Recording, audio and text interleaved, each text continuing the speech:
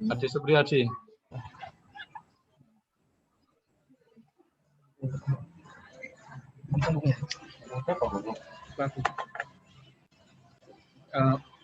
Oke, bismillahirrahmanirrahim. Assalamualaikum warahmatullahi wabarakatuh. Waalaikumsalam warahmatullahi wabarakatuh. Oke, di sini kita akan mempresentasikan mengenai sosiologi agama dalam buku dalam bab 2 dalam konteks Indonesia dalam bab 2. Nah, di sini masuk kita ke halaman pertama. Di sini kita untuk mengetahui terlebih dahulu mengenai sosiologi umum secara umum. Nah, menurut Suherjono Sekarnato itu sosiologi itu terbagi menjadi dua. Dibagi menjadi dua, ada sosiologi umum dan sosiologi khusus. Nah, yang umum sendiri mempelajari dan menselidiki tingkah laku manusia pada umumnya dan mengadakan hubungan masyarakat. Jadi, kalau secara umum itu hanya untuk mempelajari angka tingkah laku manusia seperti apa dalam kehidupan masyarakat. Itu.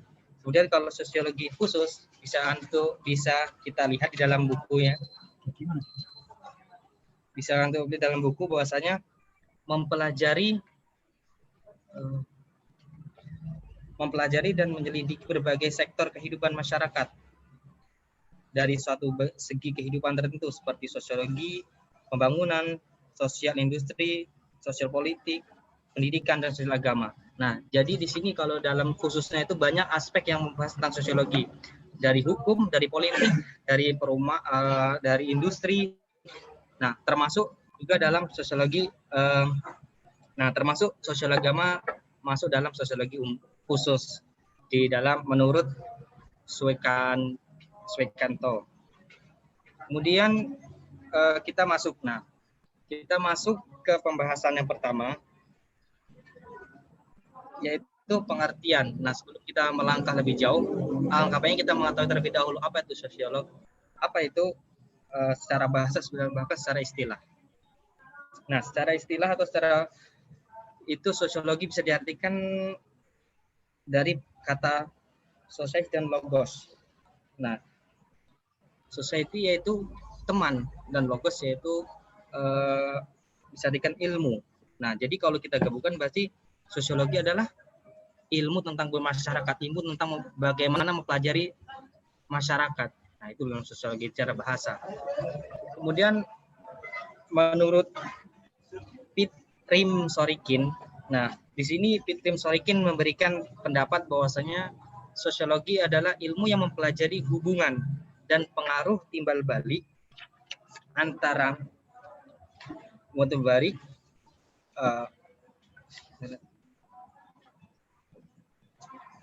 aneka macam gejala sosial. Timbal balik antara aneka macam gejala-gejala sosial dan non sosial. Jadi menurut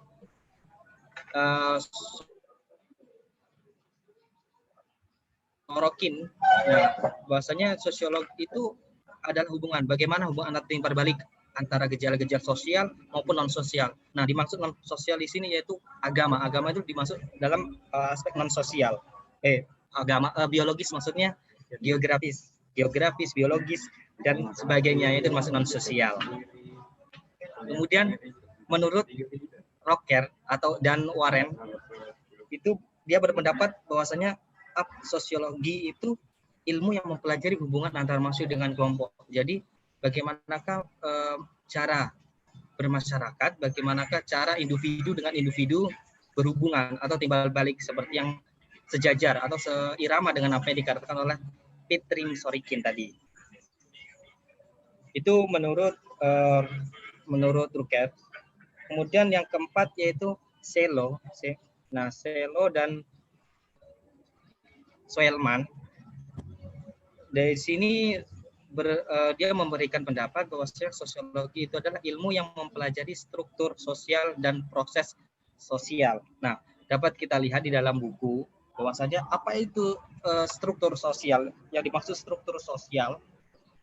Nah, struktur sosial adalah keseluruhan jalinan antara unsur-unsur sosial yang pokok.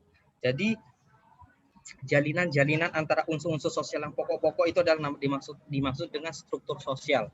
Sedangkan proses-proses sosial yaitu adalah pengaruh antara timbal balik antara berbagai segi kehidupan. Nah, ini adalah yang dimaksud dengan proses sosial. Inti dari definisi ini adalah yaitu mempunyai kesamaan, yaitu sosiologi adalah hubungan atau interaksi antara manusia dengan masyarakat. Nah, jadi inti dari ini yang dikatakan oleh Selo sama Soleiman tadi, bahwasanya intinya sosiologi adalah ilmu yang mempelajari atau mengkaji interaksi manusia dengan manusia lain dan kelompok dengan kelompok lain dan lain-lain sebagainya. Itu adalah namanya yang dimaksud oleh Selo dan Soleiman. Kemudian selanjutnya belum dilanjutkan ya. Bentar. Berarti kalau ini kan menurut para ahli, menurut antum sendiri apa intinya?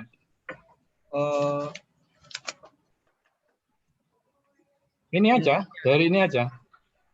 Dari yang antum baca dari Sorokin, Beren, Sungilo Sumarjan itu apa ya? Antum bisa menyimpulkan apa? Nah, dapat kita ambil kesimpulan dari 3 pendapat tokoh tersebut bahwasanya apa itu ilmu sosiologi. Nah, ilmu sosiologi ilmu yang mempelajari tingkah laku, karakteristik hubungan antara manusia dengan kelompok manusia dengan yang lainnya, atau dikatakan manusia di sini bisa dikatakan sebagai individu dengan individu, kelompok dengan kelompok, masyarakat dengan masyarakat dalam hubungan sosial. Itu yang bisa kita ambil kesimpulan itu, Ustaz. Poin pentingnya itu adalah ilmu yang mempelajari tentang masyarakat, gitu kan? Poinnya masyarakat. Masyarakat itu apa? Nanti dijelaskan di akhir ada masyarakat itu adalah kumpulan. Enggak, ini saya ingin tanya yang sekarang. Masyarakat itu apa? Belum. Masyarakat itu adalah kumpulan manusia kan? Kumpulan manusia kumpulan manusia yang mana akan menimbulkan suatu tradisi di dalamnya. Nah, jangan pusing-pusing dulu tentang kumpulan manusia. Berarti kan lebih dari 2 atau 3 orang itu namanya masyarakat. Tapi yang dibidik oleh sosiologi itu adalah bicara tentang timbal balik, ya kan? Interaksi sosial itu loh. Hubungan antar manusia. Yang kedua adalah struktur sosial dan proses sosial.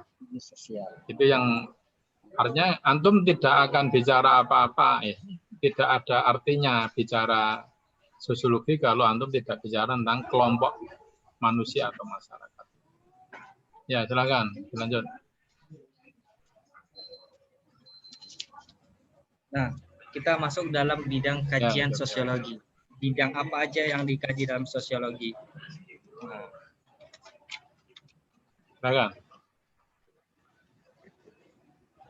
Nah, seperti kita ketahui bahwasanya sosiologi merupakan cabang dari ilmu sosial yang dulunya berinduk pada filsafat. Nah, jadi sosiologi pada awalnya itu adalah berasal dari berinduk di dalam filsafat, ilmu filsafat.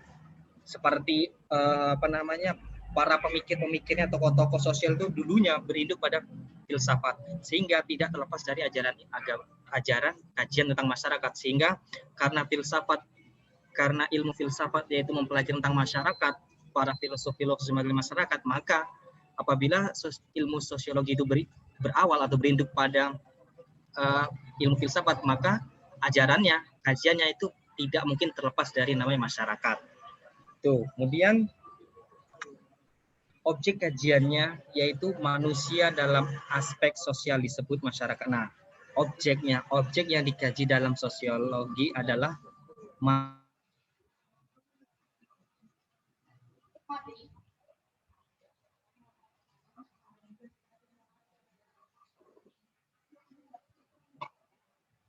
ya.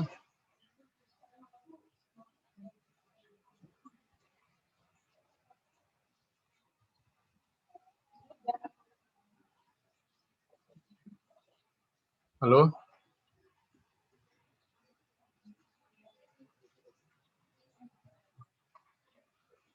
Mana ini Adi? Hilang.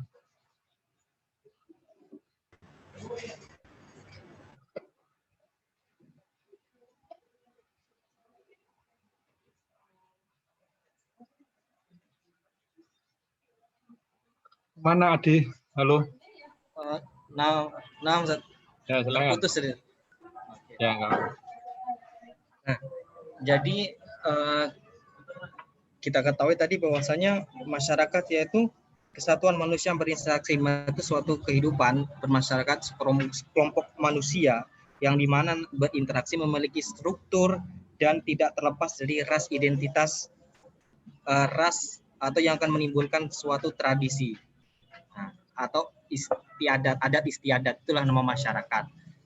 Nah, untuk kita lebih mengetahui untuk mengetahui, maka kita harus mengetahui ciri-ciri masyarakat itu seperti apa. Nah, masyarakat, ciri-ciri masyarakat yang pertama, adanya manusia yang hidup bersama dalam kurun minimal 2 orang atau lebih. Nah, jadi seorang itu bisa dikatakan masyarakat apabila dia hidup tidak individu sendiri, itu lebih dari 1 orang atau lebih. Nah, itu adalah bisa dikatakan masyarakat.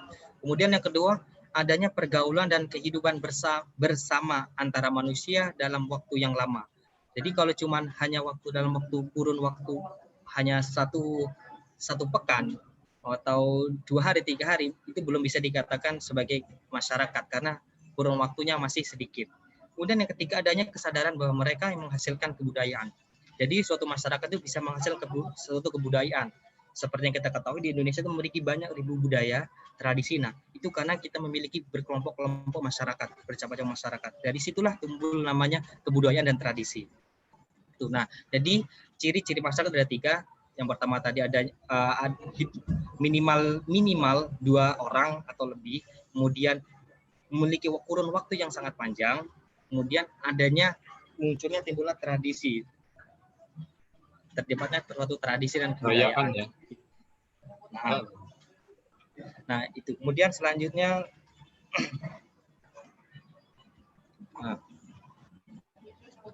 nah masih dalam bidang kajian sosiolog. Nah, di dalam bidang kajian sosiologi itu, dalam kajiannya, dalam bidang kajian itu sangatlah luas. Ada sosiologi industri, ada sosiologi hukum, pendidikan, sosiologi perkotaan. Ini maaf, ini salah, ini pedesaan maksudnya. Pedesaan, ada sosiologi kesehatan. Nah, ada juga sosiologi agama. Nah, dari setiap sosiologi ini, setiap bidang kajian ini memiliki namanya mekanis atau memiliki macam-macam tersendiri, bentuk-bentuk sendiri. Nah, karena kita di sini mempelajari nama sosiologi agama, maka apa itu sosiologi agama? Sosiologi agama adalah suatu cabang sosiologi umum yang mempelajari masyarakat agama secara sosiologis demi kepentingan masyarakat beragama itu sendiri dan masyarakat luas pada umumnya. Jadi sosiologi agama itu yang udah kita bahas awal tadi, cabang dari sosiologi, maksudnya cabang dari sosiologi khusus dan dari sosiologi umum. Cabang dari sosiologi umum yang mempelajari khusus, ya. Oke. Betul. Yang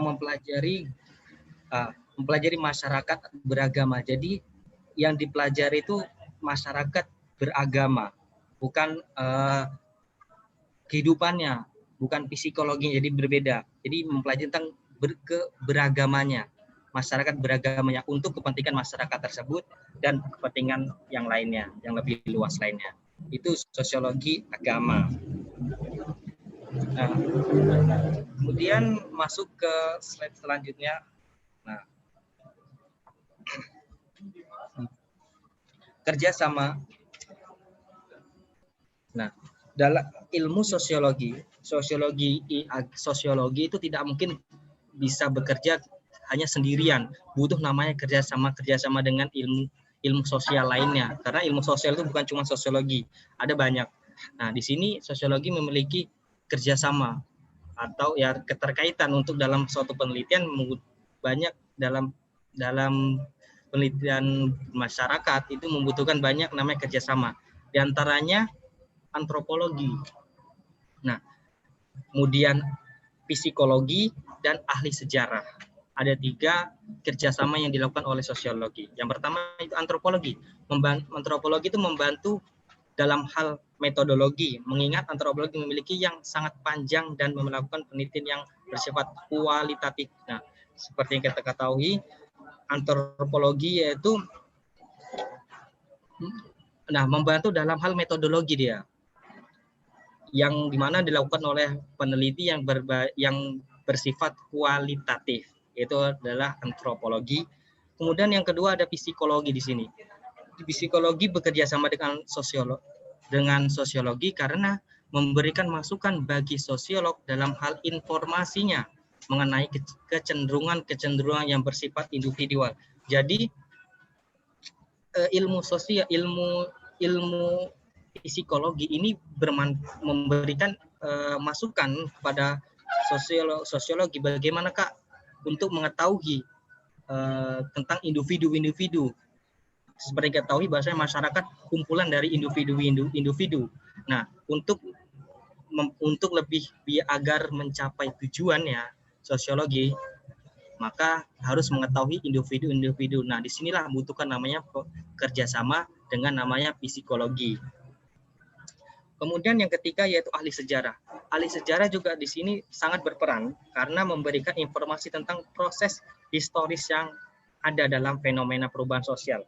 Nah, jadi setiap tahun, setiap waktu itu namanya terjadi perubahan-perubahan fenomena yang berbeda-beda di setiap masyarakat, perubahan-perubahan sosial. Maka di sini ahli sejarah salah satu juga berperan penting dalam kerjasama di bidang ilmu sosial dalam kajian sosiologi. Seperti itu. Nah, jadi ada 3 kerjasama yang dilakukan oleh ilmu sosiologi. Ada antropologi, ahli sejarah, dan psikologi. Nah, kemudian selanjutnya,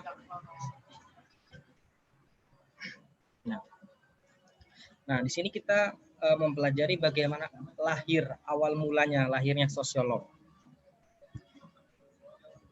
Dapat teman-teman lihat di dalam buku itu latar belakang munculnya yaitu ketika perubahan masyarakat Eropa akibat revolusi industri Inggris dan reformasi Perancis. Nah, ini awal munculnya ketika ada perubahan reformasi di Eropa dan di masyarakat di Eropa dan di Inggris dan juga di Perancis. Ini awal munculnya. Kemudian Auguste Comte yang pertama mendeskripsikan secara ilmiah dan atas situasi sosial dan juga dikenal dengan Bapak Sosiolog. Jadi yang pertama mendeskripsikan secara ilmiah mengenai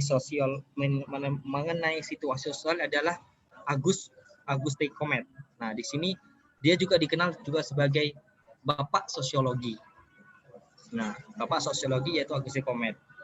Dikenal seperti itu. Kemudian di sini juga Comte menyatakan bahwa sosiologi itu mirip dengan ilmu sosial dan menempati peringkat teratas dalam hakikat ilmu sosial. Nah, jadi kan kita ketahui tadi bahwasanya ilmu sosial itu ada banyak, bukan hanya sosiologi, ada psikologi, ada antropologi dan lain-lain masih banyak. Nah, sosiologi ini bahwasanya menurut Comte ilmu yang menempati peringkat teratas dan hakikat ilmu sosial. Jadi termasuk sesuatu yang sangat penting dalam kehidupan bermasyarakat, sosiologi ini. Kemudian selanjutnya Karl Marx menyatakan bahwasanya masyarakat terbentuk di sekeliling kontradiksi yang banyak yang hanya bisa diselesaikan melalui perubahan sosial yang aktual. Nah, jadi menurut Comte itu yaitu menyatakan bahwa masyarakat terbentuk karena banyak kontradiksi yang hanya bisa diselesaikan melalui perubahan sosial yang aktual. Jadi terdapat suatu kontradiksi yang mana perubahan itu bisa dilakukan dengan cara perubahan sosial yang aktual, yang akurat. Itu menurut Marx ya, Karl. Itu menurut Carle. Nah, itu menurut Carle. Kemudian selanjutnya Herbert Spencer. Herbert Spencer menurutnya dia berpendapat bahwasanya objek kajian sosiologi yang pokok adalah keluarga, politik, agama, pengadilan sosial dan industri.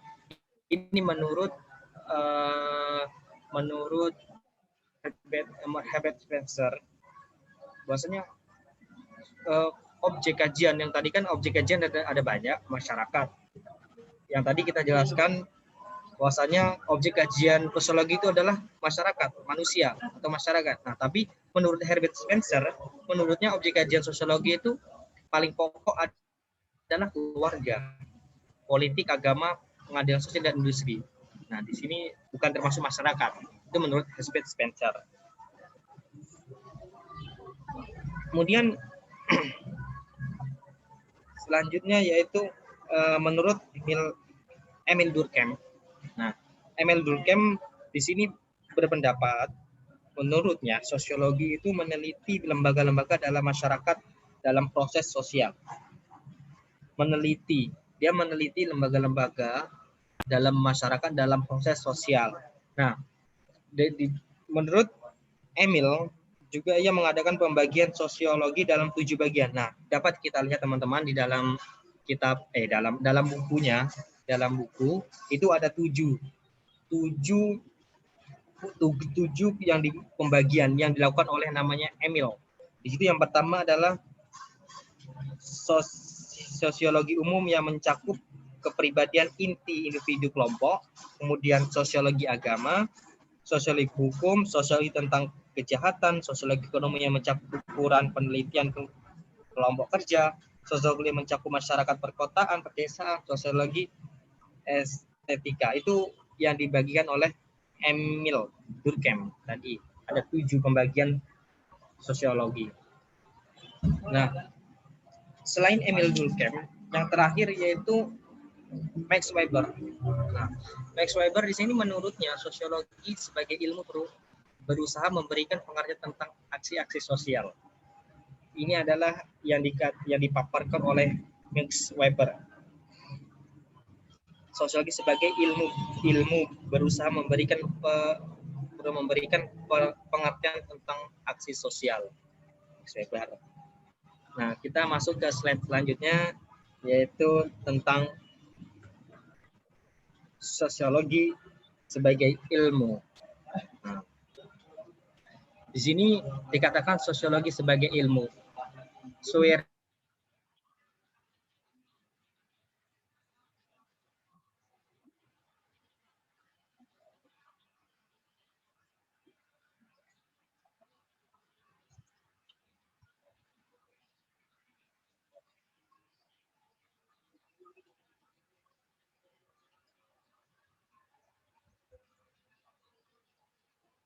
Macet, putus ini. Terakhir ini ya.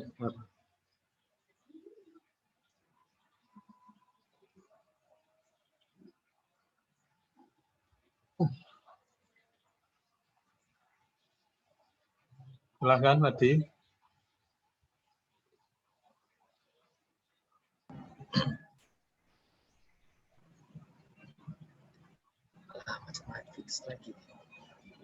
Silahkan, Adi.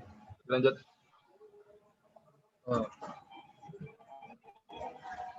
Nah, di sini unsur-unsur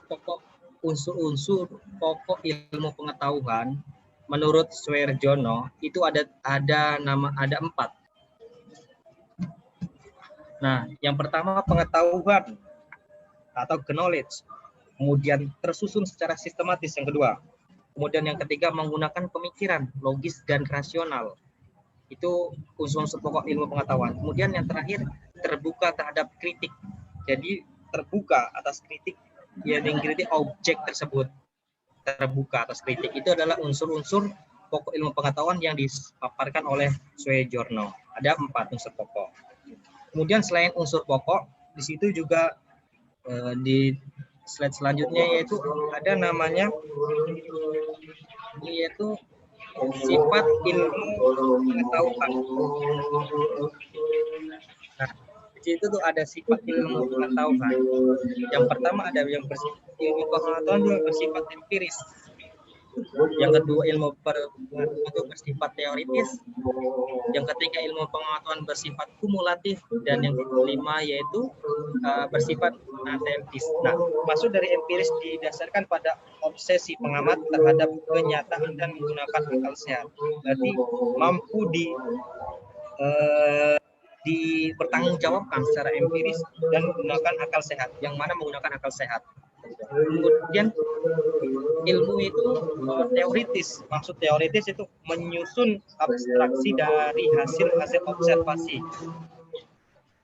Maksudnya abstraksi di sini adalah keterangan susunan yang tersusun secara logis. Tujuannya untuk menjelaskan antara hubungan dan sebab sehingga menjadi teori.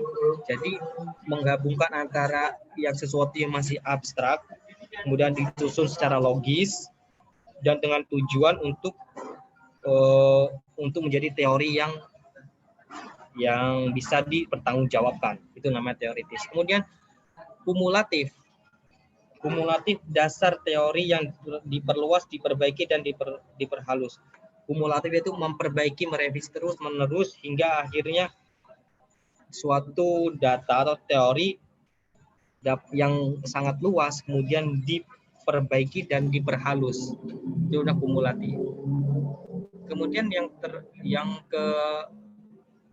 kelima, yang kelima yaitu natetis. Nah, natetis inti persoalan yang bertujuan untuk mencapai dan menjelaskan fakta tersebut. Itu menjelaskan akan fakta-fakta tersebut, fakta-fakta tentang ilmu pengetahuan tersebut, itu adalah natetis. Di sini ada sinilah dinamakan sifat ilmu pengetahuan.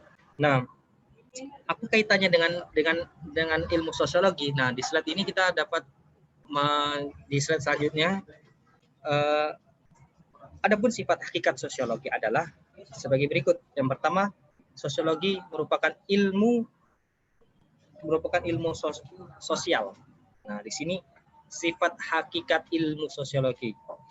Pertama, sosiologi merupakan ilmu sosial. Kemudian sosiologi merupakan ilmu murni. Kemudian ketika ilmu yang abstrak, sosiologi adalah ilmu yang abstrak. Kemudian sosiologi adalah ilmu pengetahuan yang empiris dan rasional. Kemudian sosiologi bertujuan untuk mendapatkan pola umum interaksi. Dan yang terakhir ilmu pengetahuan yang umum. Ini adalah sifat-sifat hakikat dari namanya sosiologi. Ada 6 sifat hakikat sosiologi.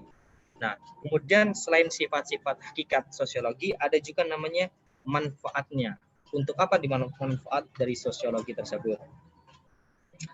Manfaatnya adalah pertama, sosiologi membantu memahami pola-pola interaksi sosial, kontrol sosial, status, dan peran-peran sosial dalam masyarakat. Jadi, sosiologi ini dapat mengontrol, dapat membina, dapat memperbaiki peran-peran sosial di dalam bermasyarakat. Kemudian yang kedua yaitu memahami nilai-nilai norma, tradisi, dan keyakinan yang dianut. Nah, dengan kita pelajari sosiologi, maka kita akan mengetahui norma-norma itu seperti apa, dalam tradisi, keyakinan itu seperti apa, maka kita akan menghormati dan memahami akan nilai-nilai norma tersebut. Kemudian yang ketiga selanjutnya membantu bersikap tanggap, kritis, dan rasional terhadap setiap kenyataan sosial dan masyarakat, serta mampu mengambil sikap dan tindakan yang tepat terhadap berbagai kenyataan sosial. Nah, jadi apabila kita mempelajari sosiologi karena kita telah memahami dasar-dasar dari suatu bermasyarakat, apabila ada suatu permasalahan, maka kita dapat mengambil sikap tanggap, sikap cepat, kritis, rasional dalam menyelesaikan namanya suatu permasalahan yang ada di kehidupan bermasyarakat atau kehidupan sosial. Nah, itu adalah fungsi atau manfaat yang dapat kita ambil dalam mempelajari ilmu sosiologi. Nah, mungkin ini sekian yang dapat Ana sampaikan, kurang lebihnya mohon maaf. Mungkin ada pertanyaan dari teman-teman, kami persilahkan.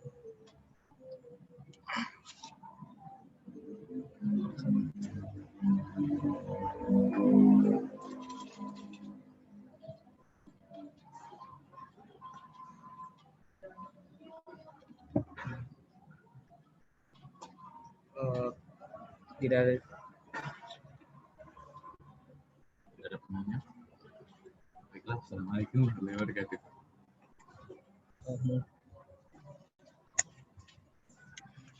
Saya mulai. Silakan, temennya. Kalau nggak antum yang nanya. Nah, Ustaz. Temennya aja yang nanya. Atau yang kalau nggak ada, Adi nunjuk siapa yang antum tanyai. Oh. Oke, mungkin teman-teman ada yang mau bertanya, silakan kami buka sesi pertanyaan. Mungkin ada yang kurang paham, kurang jelas, kurang terperinci ya kan presentasi ini, silakan dipertanyakan atau saya pilih untuk bertanya.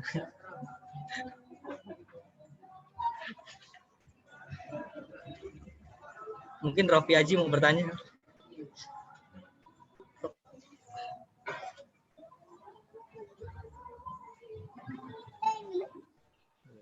Atau teman-teman sudah paham akan apa yang kami jelaskan barusan? Oke, berarti saya tanya dulu. Memang ngerti. Bagian, contohnya kayak dia orang dimensi juga. Apa ya? Kemudian dijawab. Enggak, dia orang asik. Halo, Atta. Dia makan asik juga. Atan. Nggak usah. Tapi mengganggu. Kita ini kuliah. Halo, Atta. 6 Ustaz. Oke. Di sini disebut ya, Nanda.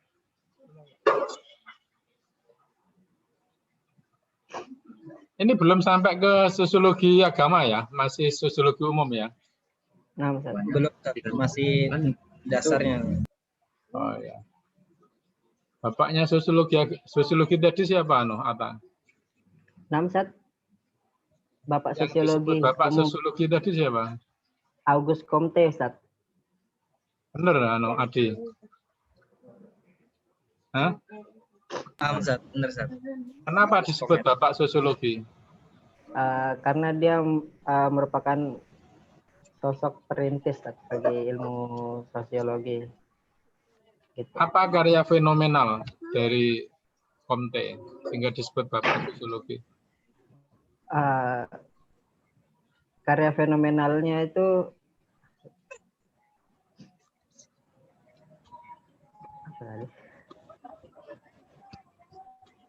apa Adi? Dibantu Adi. Nanti kalau Karyanya apa? Jadi karya fenomenal yang disampaikan, yang dibuat oleh August Comte itu sehingga bisa disebut sebagai Bapak sosiolog karena beliau adalah orang yang pertama mendeskripsikan akan mendeskripsikan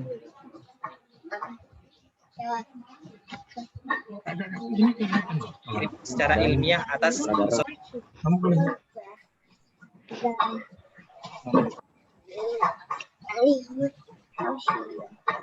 Bye-bye teman-teman. Oh, kita nggak fokusnya. Fotonya mana? Enggak nyala. Fokus ya sudah. Kalau nggak fokus ya sudah. Emang begitu. Aku tahu aja. Benar. Emang begitu. Oke ya. Tahu. Ada poin yang menarik. Ada poin yang menarik. Nanti Ada kaitannya poin dengan yang menarik. sosiologi agama. Pak, Gimana cek? Kak, benar. Sosiologi agama. Yang pertama, sosiologi agama itu bagian dari sosiologi umum. Dengan artinya apa itu? Artinya apa itu? Husnul, Afan. Apa itu? Ini serius Kak.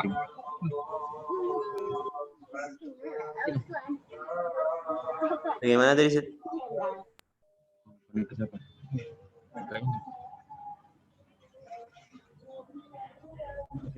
ada secara dulu kan.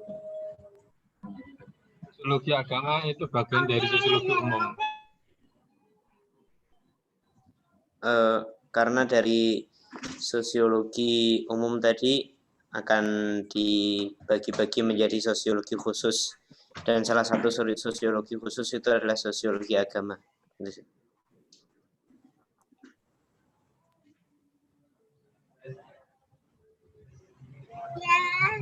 Tunggu susul. Oke. Antum matikan dulu.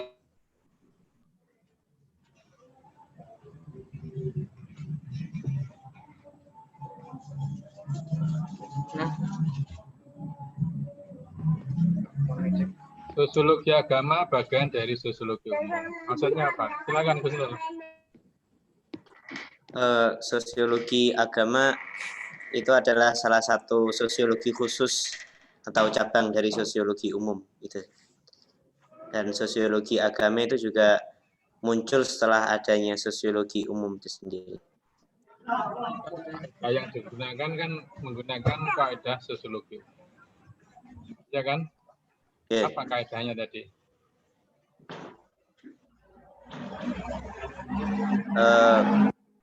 Sosiologi umum tadi apa? Karakteristiknya. Karakteristiknya sesuai masyarakat, kondisi masyarakat yang ada, membaca hubungan timbal balik antar masyarakat dan perilaku sosial.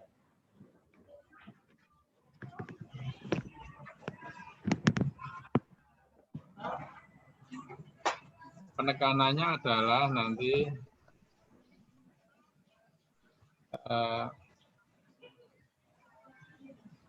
itu empiris, teoritis, kumulatif, metatis. Artinya sebagaimana ilmu pengetahuan umum, berarti sosiologi agama itu juga sebagaimana ilmu pengetahuan umum. Yang cirinya apa? Empiris, teoritis, kumulatif, metatis. Atau secara spesifik, ya, pengetahuan terus secara sistematis menggunakan pemikiran logis dan rasional terbuka terhadap kritik dan seterusnya itu ya. Ini anunya ke situ penekanannya nanti. Kaitannya antara, makanya nanti sosiologi agama itu bukan lahir dari khasana agama, tapi justru dari sosiologi umum, memang sosiologi barat. Jadi, hanya nanti akan kita kombinasi ya dengan sosiologi agama, termasuk nanti dalam sosiologi Islam. Kira-kira itu ya. Kalau nanti sekali lagi untuk tugas antum itu saya tunggu 1 hari 2 hari ya. Untuk absensi ini. Mestinya kan kita presentasikan hari ini hanya 1 aja. Antum jangan gunakan konvensional ya, karena antum ini sudah lewat UTS, antum belum UTS ya. Mohon diperhatikan.